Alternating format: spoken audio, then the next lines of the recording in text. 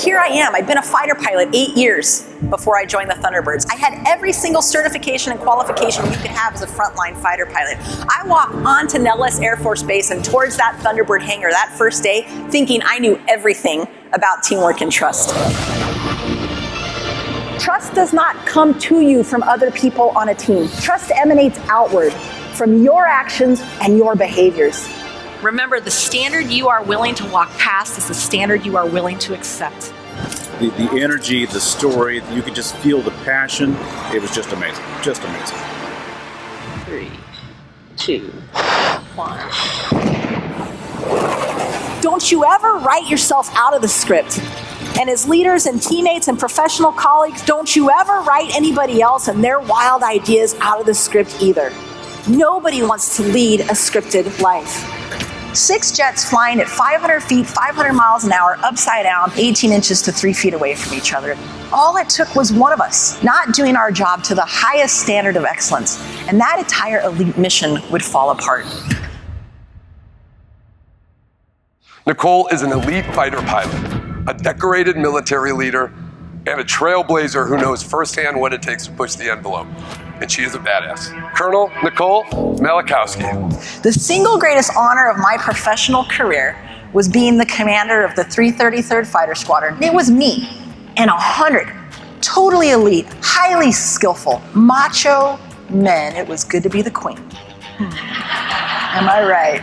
And just as we start to split to our individual aircraft, the last thing a flight lead says to their wingman is this: when in doubt, always honor the wingman contract. This is who we are.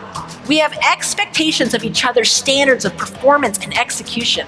And under this wingman contract, I promise you, I will hold myself accountable to that standard. And out of caring and compassion for you as a teammate, I promise to hold you accountable to the standard. To top it off, these two guys were my top instructors in the squadron. They were literally my train the trainers. How in the world did this happen? I looked right at them and I said, well, boys, steel sharpens steel. My weekly Friday meeting, you are going to take the stage in front of the entire squadron, not just your formation, all 100 of your brothers. You're going to take the stage and you're going to talk about this mistake, how it happened, why it happened, but more importantly, how we get it right. And for sure, there were some guys who were like, great, this is what happens. We got the woman leader. Now we have to talk about our feelings in front of each other, right? And Friday after Friday after Friday, I was consistent. I would pick somebody to stand up there. I said, steel sharpens steel, because there was always something to learn from. There was always something that week that we could have done better, that we could have done to that next level of excellence. But to me, a lot of times when change comes along, it's like a headwind. They are disruptive, challenging, unexpected, and sometimes quite unwelcome. But what I learned across my career is that with the right mindset, we can actually harness the headwinds that we encounter in our personal life and our professional life to our favor. My career, this amazing career I've been sharing with you, was gone in the blink of a bite. For 4 years, my body had been trying to fight that on its own until finally it got to my brainstem. And in that moment, I knew my career was over. In that moment, I lost my identity as an Air Force officer, my profession as an Air Force fighter pilot, my means for providing for my family. For 9 months, I laid in bed, unable to walk, talk, read, and write. And as I sat there rightfully feeling sorry for myself, these words came to my head clear as day. Yield to overcome. Yield to overcome. And in that moment, yielding meant not quitting, surrendering, or giving up, but about full acceptance. It's not about what you can't do anymore, Nicole. It's about what you can do. What can you do right now with what you have to move forward? And I hope by sharing this story, it is a reminder to all of you that we all have the power to reinvent ourselves at any given time. The runway behind you is always unusable. All you ever have is the runway that's in front of you.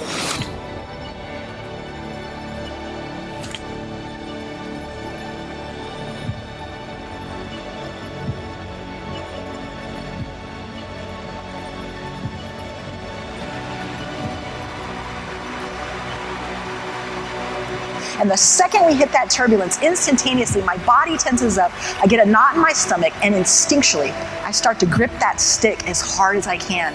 We promise each other as a team that when any one of us encounters turbulence in our own jet, we will immediately loosen our grip. The exact opposite of my instincts as a pilot when there are jets 18 inches to 3 feet away from me, and the exact opposite of our instincts as human beings when change and turbulence comes along. The Thunderbirds taught me a very valuable lesson very early on, and it's this: nothing of significance is ever accomplished alone. There is not a single one of us on this stage that is either impressed or intimidated by naysayers or indiscriminate critics. Choose now to aspire to greater. Choose now to serve others. And choose now to live your life with courage of conviction. What is it that gives your life meaning? What is it that you value and why? Why do you prioritize things a certain way? I have discovered that the human beings who can honestly answer that question for themselves are the ones that can much easier, more carefully, more gracefully, more completely navigate the headwinds and the turbulence that come along.